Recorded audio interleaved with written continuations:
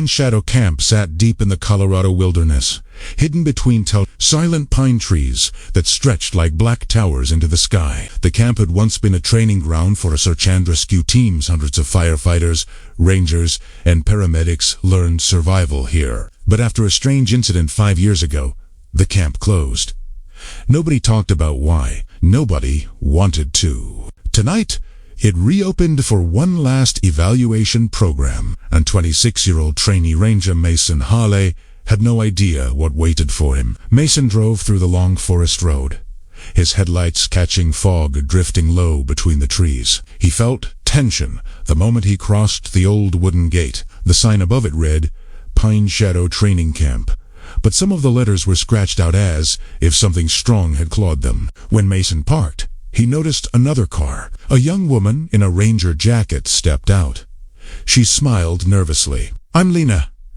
You're here for the advanced wilderness test?" "Yeah," Mason said, grabbing his backpack. "Feels empty here."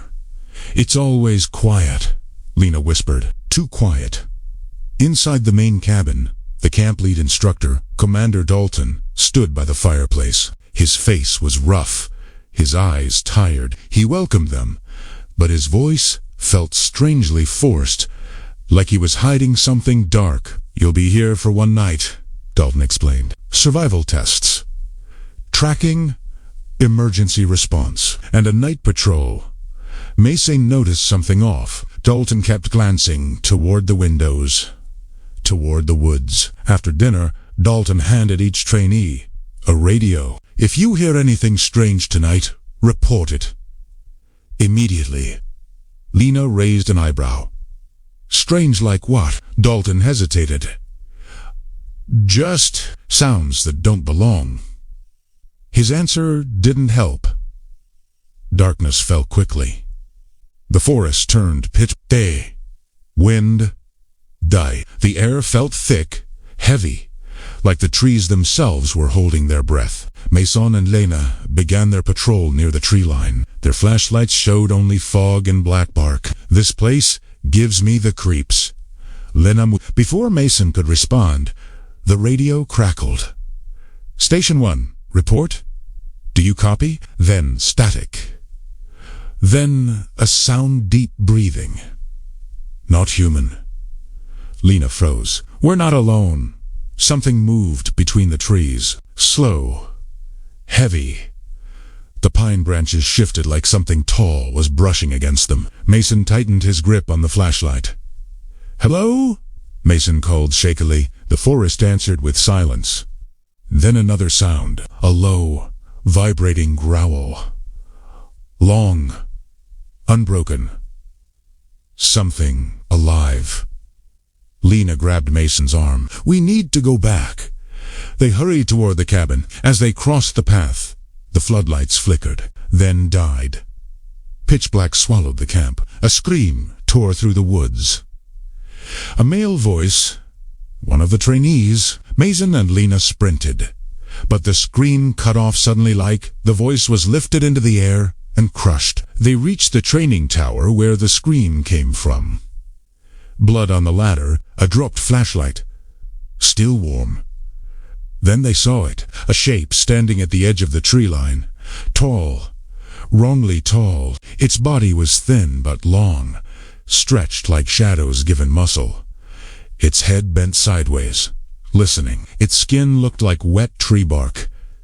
In place of eyes, empty, dark pits. The creature inhaled sharply, making the pine needles vibrate. "It was smelling the air, smelling Tim," Lena whispered.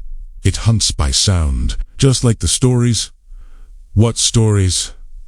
"The Pine Shadow legend. The forest takes back anyone who goes too deep."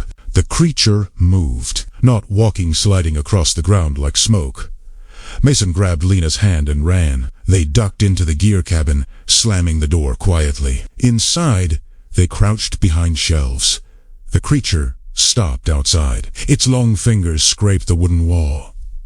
Slowly, patiently, listening. Mason's breath trembled. He covered his mouth. Lena's eyes filled with tears. The creature sniffed, then left. "For now, Mason checked the radio. Nothing but static. "We need Dalton," he whispered. They made their way to the main cabin, moving silently. Inside, Dalton was loading a rifle. "You weren't supposed to be outside after dark."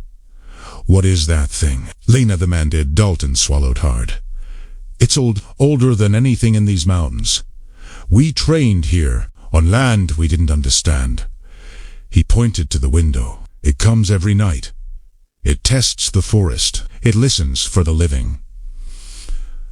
A thunderous noise shook the building. The creature hit the outer wall. Wood splintering. Lena screamed. Dalton grabbed them both. "Underground bunker. Move!" They rushed down the hidden stairwell. The bunker smelled of dust and old metal. But then Mason noticed something horrifying. Scratches. Thousands of scratches. From people trapped before. Dalton locked the door. "We stay quiet. Dawn will drive it back." But the creature was already there. A long arm slid under the door, fingers feeling the floor. Searching. The lights flickered. The bunker shook. Then it spoke. Not words, but a deep echo that forced tears from their eyes. A sound like the forest itself grieving. Dalton aimed his rifle, but Mason stopped him. Gunshot means death. Sound draws it. The creature pressed its face against the small window. Those hollow eye pits stared inside. Its mouth peeled open wider than a human skull, revealing rows of needle-like roots. Lena fainted. The creature growled softly, like it was enjoying their fear. Mason held Lena close. "Please, leave us." The creature paused. Then something unexpected happened. It whispered. Its voice came from the walls, from the floor, from the trees. "Outside, go when sun comes," Dalton whispered with shaking lips. "It's not hunting, only warning us. We're on its land." Hours passed. The creature stalked outside, circling, waiting, but it never entered again. At dawn, sunlight struck the trees. The footsteps faded. The forest exhaled. Dalton opened the bunker door slowly. The creature was gone. Mason helped Lena outside. The forest looked normal again. Peaceful, as if nothing happened. They left Pine Shadow Camp without speaking, but as Mason reached his truck, he saw something carved onto the hood. 3 long claw marks. Fresh, a warning. They never returned. But every year, on the same night, someone reports hearing footsteps near Pine Shadow Camp. Someone tall, listening, waning, guarding the forest. And sometimes the forest whispers back.